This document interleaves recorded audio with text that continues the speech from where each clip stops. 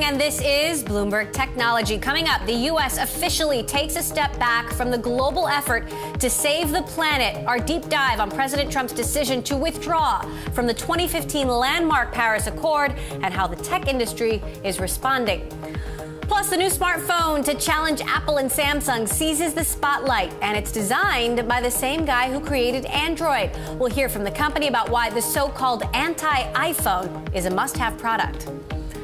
And the Internet of Things to come. Chinese giant Baidu partners with German auto industry heavyweights on automated driving and connected cars. We'll discuss. But first, to our lead. President Trump has announced the United States will be withdrawing from the Paris Climate Pact and that he will seek to renegotiate the international agreement in a way that treats American workers better. I'm willing to immediately work with Democratic leaders to either negotiate our way back into Paris under the terms that are fair to the United States and its workers, or to negotiate a new deal that protects our country and its taxpayers. Jennifer Delohe, our environment and energy reporter for Bloomberg News, joins us now from our Washington bureau. Jennifer, first of all, walk us through the import of this moment. Well, it's hugely significant. The U.S. basically brought other nations to the table under President Barack Obama in trying to create this accord 2 years ago. So the U.S. played a leadership role in bringing it together. And there's a real question here of whether Trump's decision to withdraw from the accord over the next 3.5 years will encourage other countries to follow suit and leave. So far, that doesn't seem to be the case. It might actually be emboldening other countries to step up and do more. When he says he wants to renegotiate, when does that process start? It's really unclear. There's no real formal mechanism for renegotiating this deal. So if you're looking at the construct of the Paris Agreement, individual countries made individual pledges that they could change at any time, generally with an idea that they would go stronger, that they would get stronger over time. But there's no formal mechanism to come back to the table and force other countries to re-up their commitments, to strengthen their pledges. Trump did today talk about the possibility of a separate deal. So there is the possibility of separate action on greenhouse gas emissions outside of the Paris Agreement. But we've seen already indications that other countries are pushing back against this idea that there could be any kind of substantive renegotiation. All right. Bloomberg's Jennifer Delohe, thank you so much for joining us there with the latest from Washington. The tech industry has already begun to respond to Trump's announcement.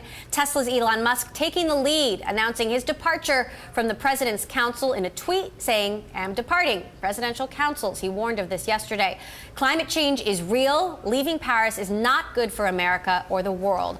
Bloomberg Technology also got statements from Microsoft's chief legal officer, Brad Smith, HP's Meg Whitman, Salesforce CEO Mark Benioff, who said, deeply disappointed by President's decision to withdraw from the Paris Agreement, we will double our efforts to fight climate change. Facebook, Google, and Apple haven't yet responded to our request for comment, but did sign a letter in May asking President Trump to stay in the Paris Climate Agreement. We know Tim Cook called the president to urge him to remain.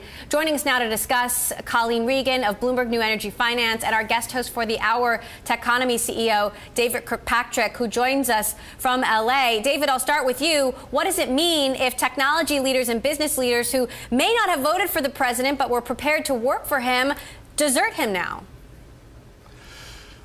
Well, I think that they've already deserted the president on most substantive issues. So it's not like they're deserting him now. I think the gap between President Trump and Silicon Valley is a Grand Canyon at this point.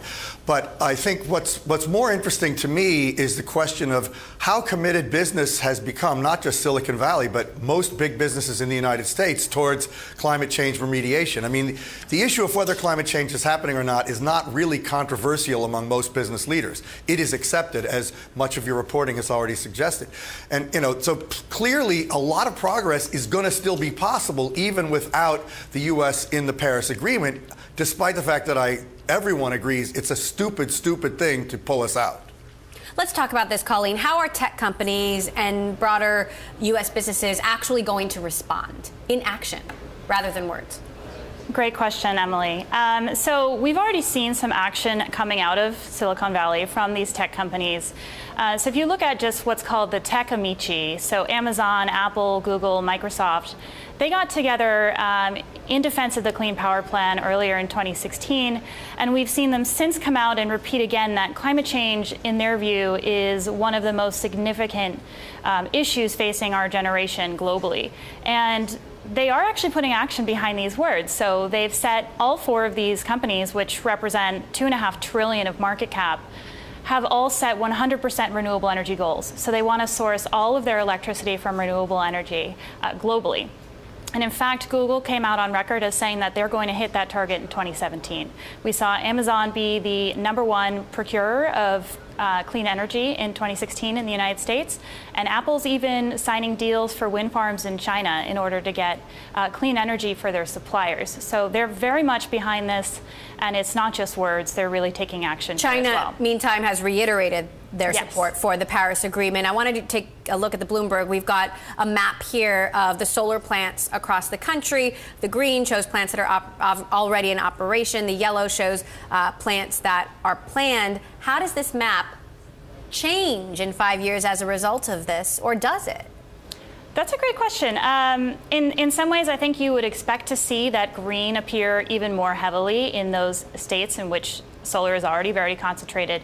We're seeing, it's important to talk about what's going on a federal level, but it's also equally important in the U.S. to be thinking about what's happening on a state level too. So just yesterday, the California Senate passed a bill to get 100% renewable energy by 2045. That still needs to make its way through the Assembly, but there's absolutely activity going on at state level that will continue to drive wind and solar build. At the same time, we've seen costs fall dramatically, which means that it's becoming more economic to install solar in more areas of the country. So just from 2008 to 2016, we saw the cost of PV modules, which are only part of the panel, but the cost of PV modules fall by 90%. So this is helping more states to actually invest in solar as well. Now, David, President Trump is saying he's trying to protect American jobs. On the other hand, there are concerns about jobs in clean tech, jobs in new energy. Are we ceding this potential big market opportunity to other countries like China? Absolutely. I mean, I think it's widely believed, particularly among people who have a sort of future-centric view, which one would hope is most business people, that there is a massive long-term business opportunity in remediating climate change. It's almost like I was thinking before, if you think about what World War II did, or wars do to motivate a company or country to really gather all its energies together and make rapid progress, or look at what the Depression did to create the WPA and all the infrastructure that we created. Facing a crisis can be one of the most motivating things in the economy. And it's happening in China right now that they look at it that way, and they are really, really aggressively moving forward on remediation technologies across the board, with solar being a leading example. I want to just quickly, though, point to another thing that is really relevant to the connection between tech industry and this decision. In most states where they operate, the tech companies are the #1 power consumers, because cloud centers are such a gigantic consumer of power. There was an article not long ago about even in West Virginia, the coal state, the utility there is now shutting down coal plants and putting in more renewables, partly because Microsoft and other companies are their biggest customers, and they are saying, we want renewable power. This story is quickly developing, David. That's a very good point. David, you are sticking with me. David Kirkpatrick, CEO of Techonomy, Colleen Regan of Bloomberg New Energy Finance. We're going to continue to follow headlines as we have them. Another developing story, Blue Apron has filed for an IPO. The meal delivery service will be listed on the New York Stock Exchange under the ticker APRN. The company reported a loss of $52.2 million the first quarter of the year on sales of $244.8 million. We'll have more on this story later this hour. Coming up, the mastermind behind Android, Andy Rubin, has unveiled his latest creation. But is there room in the market for yet another smartphone? We'll catch up with Essential President and COO Niccolo de Masi next. This is Bloomberg.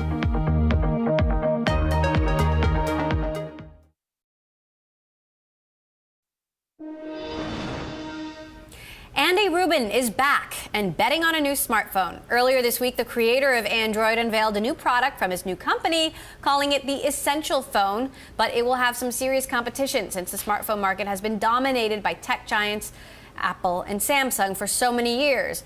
Rubin says his company and products have the it factor, and that appeals to the masses. Joining us now, Nicola DeMasi, president and COO of Essential. So I need a little more than the it factor. What makes you think you could take on Apple and Samsung in a market where growth is slowing? Premium materials, craftsmanship, and passion, frankly, is what we're bringing back to the consumer electronics space. So you don't think Apple has that? I think there has been a little bit of incrementalism in the last few years. I think there's been a little bit of a boredom factor setting in. Your grandparents have the same devices as your grandkids as you do. We've got a very distinctive device, obviously. It's got the first ceramic titanium enclosure. We've got the biggest screen in the smallest form factor. And we've got a unique accessory port in the back, which has this, frankly, world's smallest, most amazing 360 camera that just snaps right on the back. What I think is going to happen with our device is it's going to evolve with you. It's going to allow you to make your phone meaningfully more powerful over time. We're going to focus at Essential on only what I think is a significant innovation at all times and only significant accessories. This device, for example, we're selling for $49.99. It is not only going to democratize 360 video access, but it's something that's affordable you can bring with you at all times. And you can capture, frankly, any important moment, whether it's a sporting event, a musical event, your kid's first steps. So you've worked at 5 mobile companies. This is your first hardware company. Let's start with the hardware. What are some custom components in the phone? Well, it's enclosure materials. We're the only premium product that I think is using premium materials. We're not marking up our bill of materials by a factor of 3. We think we need to be a pro-consumer brand that offers our materials and our phone and all our devices, frankly, at a great value proposition. Our full display is the first rounded screen. We've got our camera notched through the middle of it.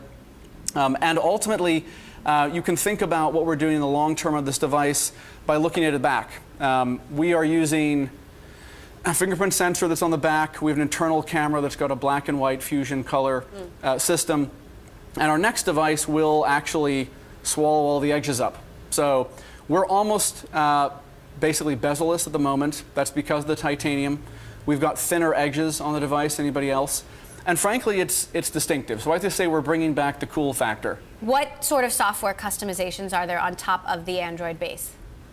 We're actually going for purest, cleanest, simplest Android. So Andy's operating system's been around a while. It's obviously, I think, 85% of the market. We think that we know how to take advantage of it better than almost any other firm, if not any other firm in the market. And we're trying to, frankly, unleash the full power of the pure Android operating system. Will third-party accessory makers be able to make things for the connector on the back? They will, in the fullness of time. I mean, it'll be a curated experience to start with, but there will be, we're big on open ecosystems. There will be a developer network around that. Our Android ecosystem play will have basically no preloaded apps. Minimal preloads is what we're going for. We think people want choice. But yeah, I think you're right. We're going to be able to turn the back into a real standard in the long term, a hardware developer network. So the home operating system, Ambient OS, that you are also putting out, this is, the idea is to be a connected operating system for the home. The connected home has yet to take off. When will it? I mean, what do we need to get there? That's a good question. I mean, I think Andy and I believe that the home's in about the same stage of development as the phone was in 2004 when he started Android. So we're intent in the next 5 to 10 years on building out that horizontal play. I think in developed nations, it's going to take the better part of a decade for us to go from single, really just digital appliances is what people have in the home. We're trying to build the first device to actually help you choreograph your home, automate, connect it all together, and we're doing that without being another walled garden. So you think Android is just fine. Will you ever build your own phone OS? We'll never say never in the long run, but in the short run, we think there's a lot that we can do to add premium hardware to a great operating system. And we feel that no one's ever done full justice to the Android operating system with the hardware. So we're a hardware business when it comes to the phone and things like our 360 camera. We're a software hardware full stack on the home. So Apple is launching, as far as we believe, a Siri speaker, home speaker to take on Google Home, Amazon Echo. What does Apple bring to the market, or is it too late? I think we're in the first inning in the home, to be honest. We're kind of like where the phone market was in 2004 and 5 when we're just scratching the surface of capabilities. There will be a lot of change. One of the things that, that Andy and I are passionate on is believing that in the long run, consumers want stuff to just work, and they want to be able to buy whatever point solutions they want. So we don't think the winning model is going to be, you have to use all my stuff for it to play well together. We want to provide that horizontal layer that enables you to pick whatever you want out for your speakers, your stereo system, your TV, your lights, your front door lock, your baby monitor. Think about the long tail in the home, and it's actually a much longer tail than a mobile device market was. There's a lot of sentimental value in there and so on still to come. All right. Well, thanks for stopping by and breaking it all down for us. Niccolo de Masi, Essential President and COO. Great to have you back here on the show. My pleasure. In a different role. Coming up, Box is standing out in the crowded cloud space and generating cash in its coffers. We'll hear from CEO Aaron Levie about the company's latest earnings report and what goals they plan to tackle next. This is Bloomberg.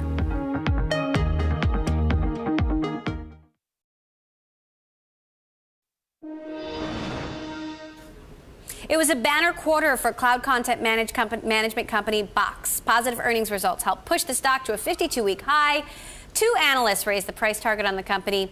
Investors were particularly pleased the company maintained its goal of being cash flow positive, a big challenge for a tech firm looking to grow. We spoke with Box CEO Aaron Levie about the results and the company's partnerships with Amazon, Google, and Facebook, and how important they are to the company.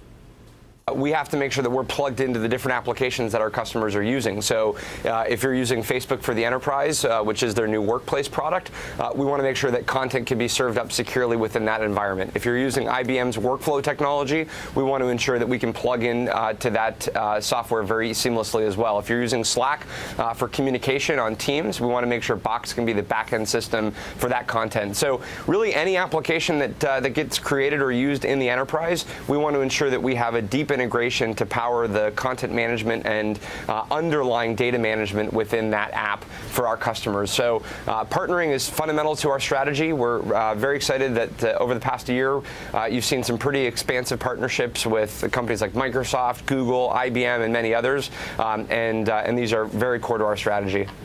How does now being free cash flow positive impact the business?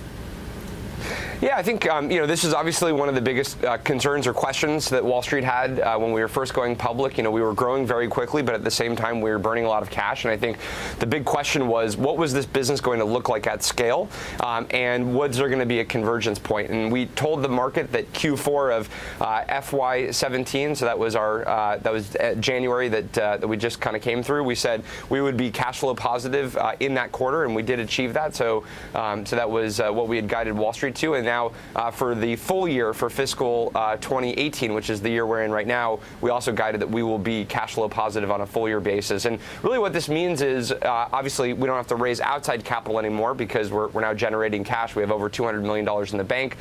So that's really positive. But I think more importantly, it shows that as we are growing still pretty rapidly with 30% growth on the top line, we're generating a very, very healthy core business model, and we have very strong and healthy economics at the foundation of the business, which obviously is incredibly important to just running our company, but also equally important to Wall Street's understanding of really what we're building.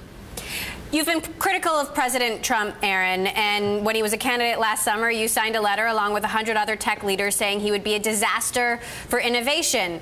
Box shares are up 30%. Has Trump been the disaster for innovation that you expected him to be? Well, I would probably separate our business performance from some of the policies that have been enacted. I would say as it relates to tech innovation and the innovation economy, we really haven't gotten much of a clear message from this new administration about what they believe are going to be the defining factors over the next decade and coming decades to really truly driving a high innovation economy.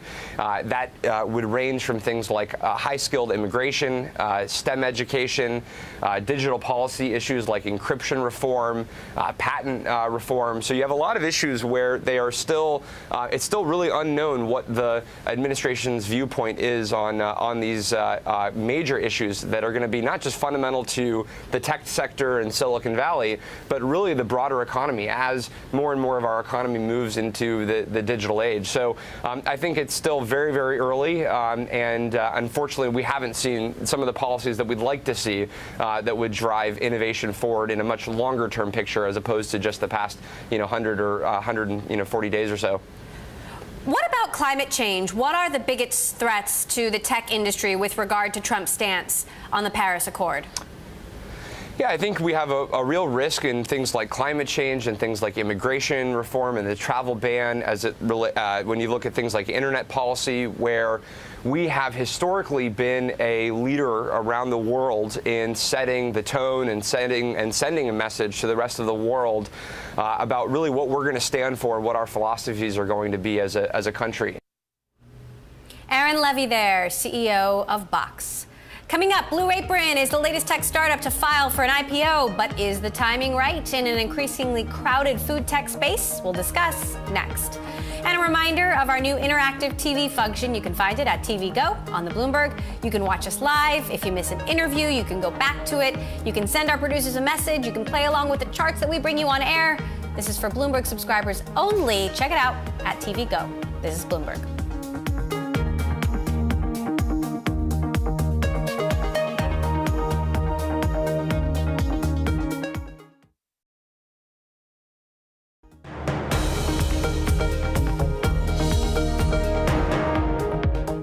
This is Bloomberg Technology. I'm Emily Chang. Let's return to our lead. President Trump has decided to pull the U.S. out of the Paris Climate Accord.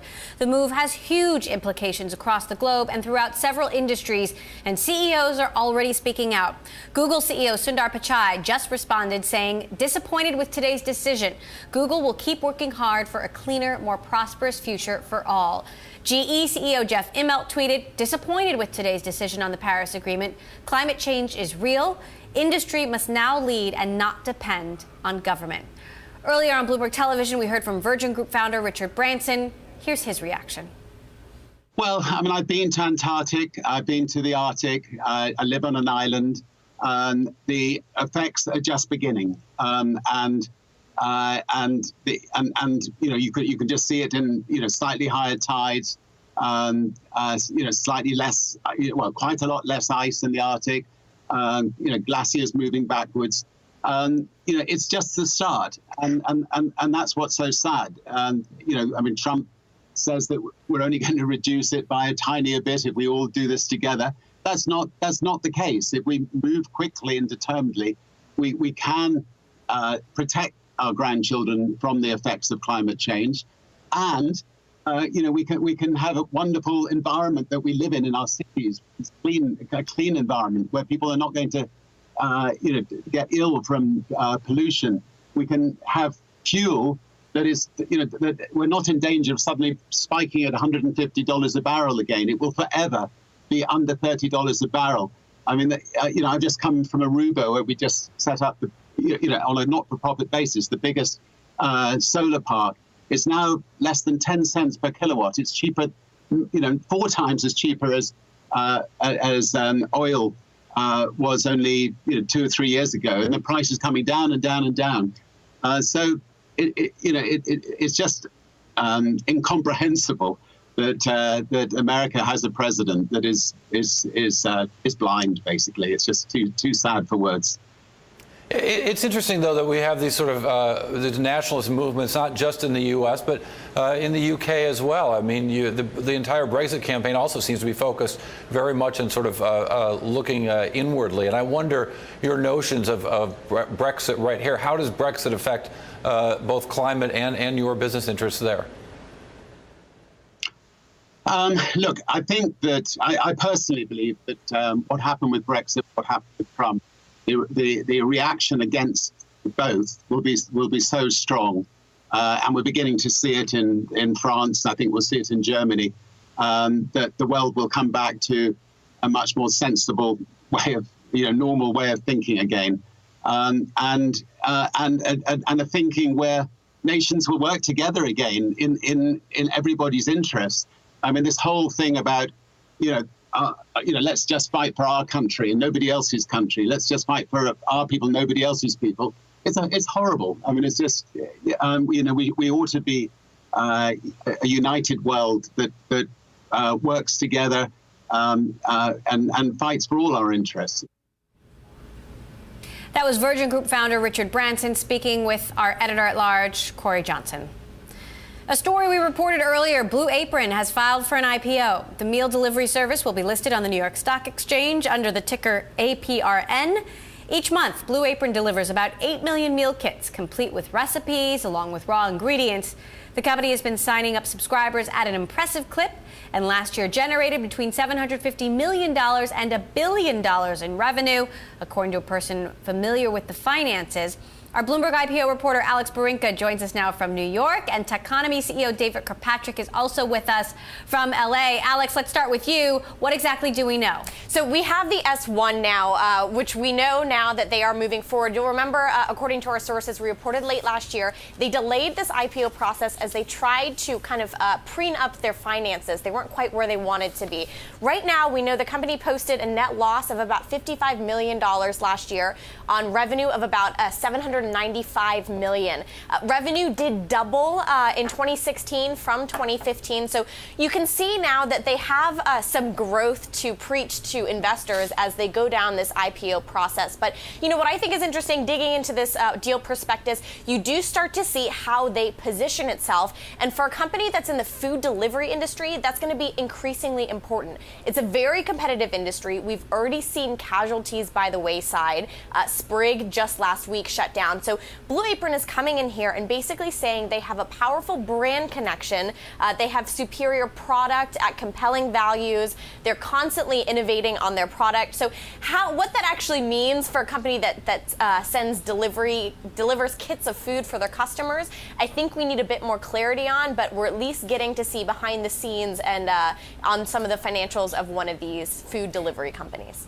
David, what's your take on the food delivery industry? It's clear there are going to be losers. Will there be a few winners? Will there be many?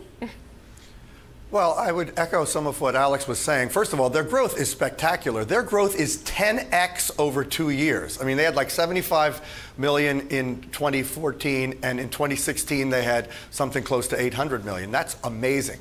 And I also was reading the prospectus, and I have to say, I'm impressed. They're talking about themselves as a lifestyle brand. I think if you look at this not as the food delivery business, but as the creation of new lifestyle brands around crucial human activities, that might be the way to think of this company. And it might suggest if they can actually fulfill that vision, they would have a very potentially promising future.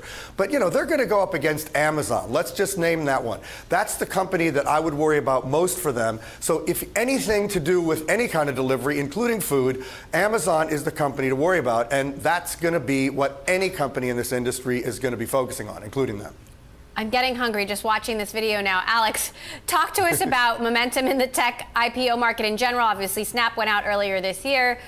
This is another sign that the door is open. What's next? The door is opening, and that's exactly right. This year, we've already had about $6 billion worth of tech IPOs. Compare that to last year's just over $3 billion. It's already doubled, and we're only in June. So the momentum is definitely there. The markets seem to be behaving. Calm is always good for the listings market. So we have Blue Apron. I also saw Tintree, another enterprise tech company, dropped its S1 aftermarket today as well. So companies like this are moving. I will say, for Blue Apron specifically, people are also going to be looking at its close competitor, Sunbasket, which has hired banks for an IPO as well. They just took money from Unilever. So when it comes to Blue Apron and the toughest competitor, whether it's beating them to the market or not, is going to be Sunbasket and, as David said, Amazon, obviously. So all signs are to the green for IPOs in general. This will be our first consumer tech listing since Snap went public earlier this year. All right, our Bloomberg News IPO reporter Alex Barinka, thanks so much for joining us. Techonomy CEO David Kirkpatrick, you're sticking with me. Shares of BlackBerry jumped in Thursday trading, reaching their highest price in more than 2 years. This after Citron Research said the company was likely a target for a buyout and at a high premium. The report added BlackBerry's security software for the automotive industry called QNX could be a game changer in self-driving car technology. Coming up, Baidu has brought 2 auto heavyweights to its side in the race to develop autonomous driving technology. We'll dive into the implications of the alliance next.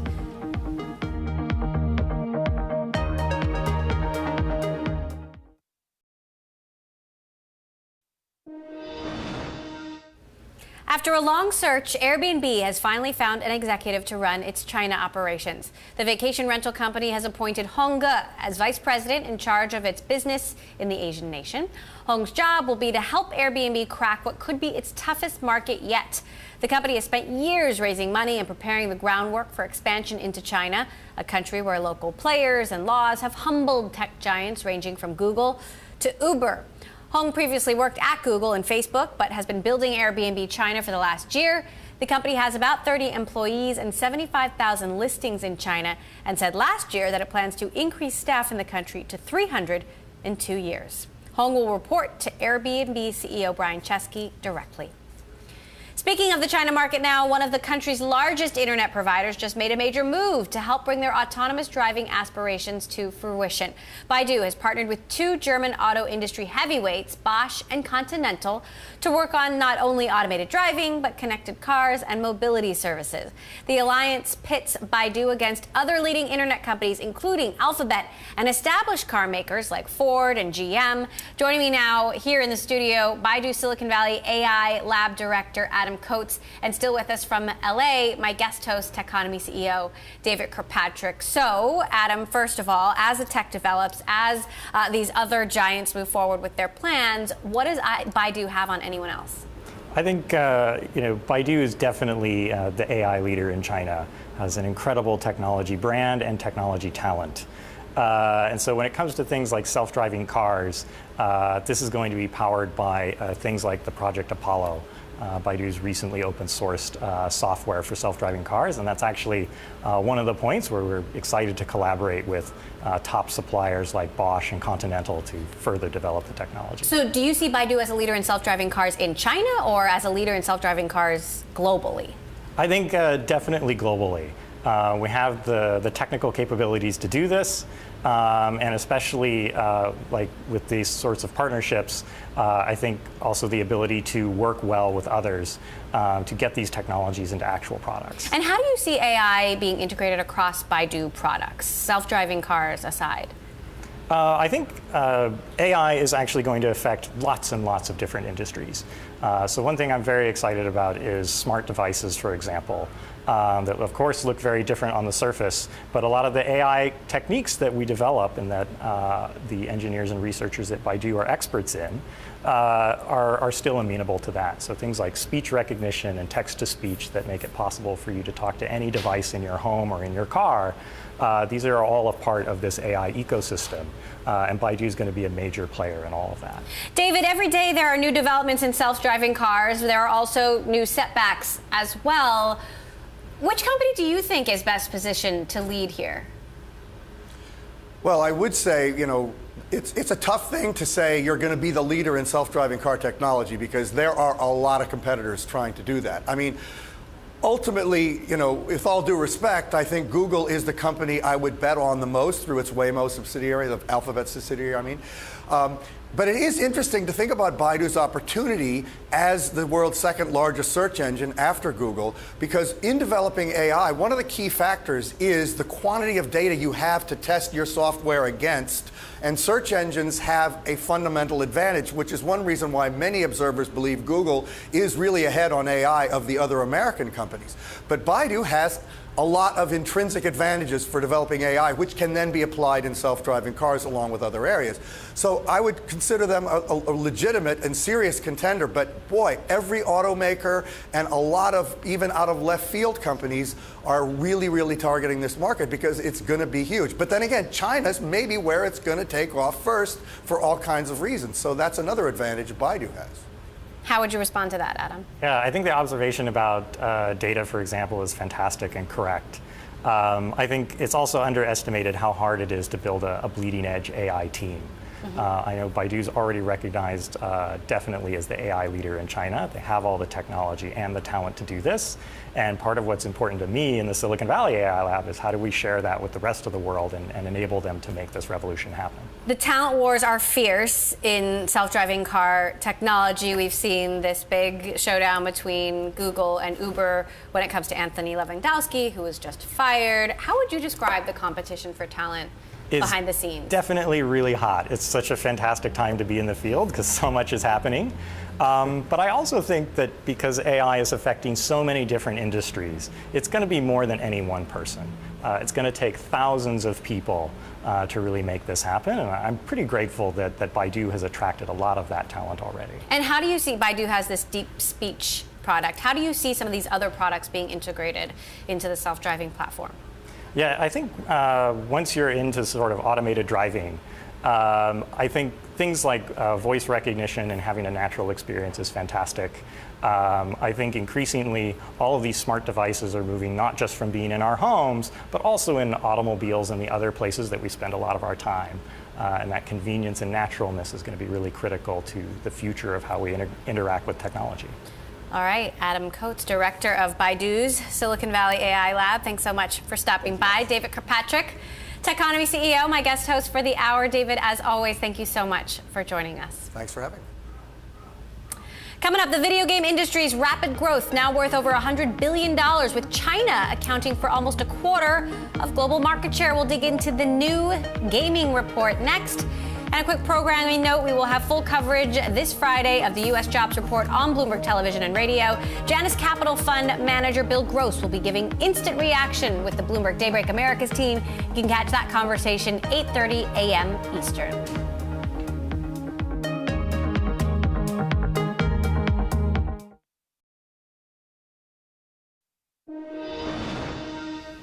In another move to compete with Amazon, Walmart is testing a delivery service using its own workers. Employees can earn extra pay to deliver goods at the end of their work shift. The workers have to use their own cars to deliver packages assigned near their homes. The test is being run at 3 locations in Arkansas, New Jersey, and aims to better compete with the delivery services of Amazon. Well, China just topped the U.S. as the gaming capital of the world in terms of market size. This according to a report published by London-based venture capital firm Atomico. Revenue from computer games exceeded $100 billion globally in a single year for the very first time. And of that number, 600 million gamers in China generated $24.6 billion of the industry's total, just ahead of the U.S.'s $24.1 billion. Earlier, Bloomberg's Nate Langston spoke to Atomico co-founder Matthias Lungman and head of research Tom Wiemeyer about their gaming report. He started by asking if we're close to having a single video game with 1 billion users. Well, I think that's something really exciting to think about, but I think we're pretty far from getting there right now. But what we can say is that the games today are becoming much more enduring than we thought they would be. I mean, I think previously we thought these mobile games, oh, they'll be a flash in the pan and they'll disappear. But we're seeing now that they're actually becoming quite old companies and lasting brands. And so Angry Birds, the Clash of Clans, and so on are beginning to keep the test of time. And what about sort of individual user spending, Matthias, in terms of the Chinese market? Are they spending significantly more per user than anywhere else in the world, or lower? Well, this is the thing again. I think most people would think that China is a place where you have lots of users and actually not a lot of spend. But it's actually a little bit of the reverse at the moment. The trend has been incredible. Over the last 3 years, the amount that Chinese are spending online has increased by 10x. And so they've jumped up the table. And so today, a Chinese gamer is spending 30% more than a US gamer. So the transition has been pretty incredible. Tom, one of the big surprises for me, I think, was sort of how loyal Chinese gamers are to the Chinese headquartered companies making the games. I think something like 93% of gamers in China are playing games or spending on games developed by Chinese companies. I mean, is that figure accurate? I mean, how does that compare to what you expected, maybe? No, that's right. You know, the Chinese market in terms of games is the most localized in the world, even more so than other very local markets such as Japan or Korea. But I think if you look at other content categories, whether it's the film industry or the music industry, what we've seen is that there is strong demand in China for great international content. Film franchises such as The Furious or Transformers, or even actually Rovio's Angry Birds movie have had enormous success in China. And I think what we've also seen, looking specifically at games, is that European games companies such as Supercell and Rovio and Mojang with Minecraft too, these have all had a lot of success in China, and actually some of the numbers that we found were that European games companies have been able to increase their revenue in China 9-fold in just the space of 2 years. So we're now seeing that those companies are already generating hundreds of millions of dollars in that market. But of course, given the sheer scale of the Chinese market, they're barely scratching the surface. And so what we take away from that is that there's an enormous opportunity here, and the way that we think that games companies will be able to capture that is through deeper collaboration. And I think what we stand on the verge of is a period whereby you'll see much closer collaboration and partnership between Chinese games companies on the one hand and those from other regions, whether from Europe or elsewhere. And certainly Tencent with Supercell or NetEase with Blizzard are two very good examples of that. That was Bloomberg's Nate Langston with Atomico partner Matthias Lungman and head of research Tom Wiemeyer. And that does it for this edition of Bloomberg Technology. All episodes live streaming on Twitter. Check us out at Bloomberg Tech TV weekdays, 5 p.m. in New York, 2 p.m. in San Francisco. That is all for now. This is Bloomberg.